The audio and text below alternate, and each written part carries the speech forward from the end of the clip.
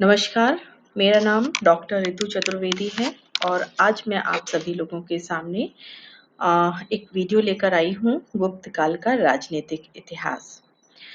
इसमें हम गुप्त काल जो कि स्वर्णिम युग के नाम से भी जाना जाता है, उसके प्रमुख शासकों के विषय में जानेंगे।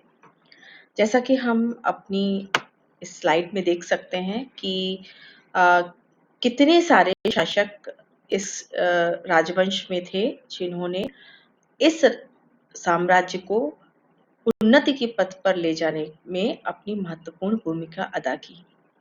इसमें आप जो सबसे पहले 2 शासक देख रहे हैं, श्रीगुप्त और घटोत्कच, इस स्लाइड में हम इन्हीं के बारे में डिस्कशन करेंगे।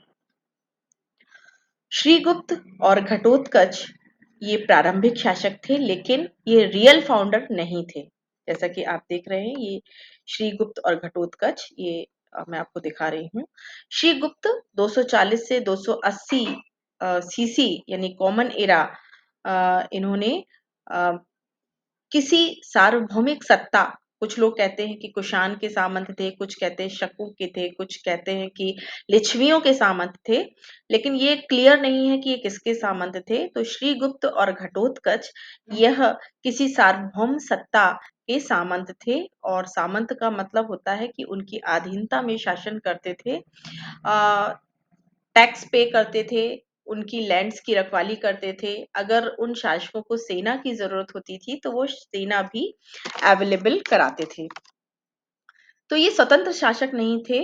अ, वास्तविक संस्थापक भी इनको नहीं कहा जाएगा, क्योंकि इन दोनों की जो उपाधि थी वह महाराज की उपाधि थी। श्रीगुप्त की ना तो सिक्के मिले हैं, ना ही अभिलेख मिले हैं। एक सील मिली है जिसके ऊपर इसकी महाराज की श्रीगुप्त महाराज लिखा हुआ है, जिससे ये पता चलता है कि इन्होंने महाराज की उपाधि धारण की थी।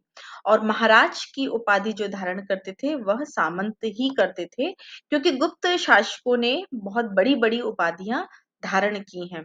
तो ये बहुत छोटी सी एक टाइटल था उनके लिए, तो निश्चित तौर पे ये माना जाता है कि श्रीगुप्त और घटोत्कच, श्रीगुप्त का पुत्र घटोत्कच हुआ और श्रीगुप्त के बाद उसने शासन किया और यह एक सामंत थे और इन्होंने महाराज का टाइटल ही अपनाया था। इतनी ही जानकारी हमको श्रीगुप्त और घटोत्कच के विषय में प्राप्त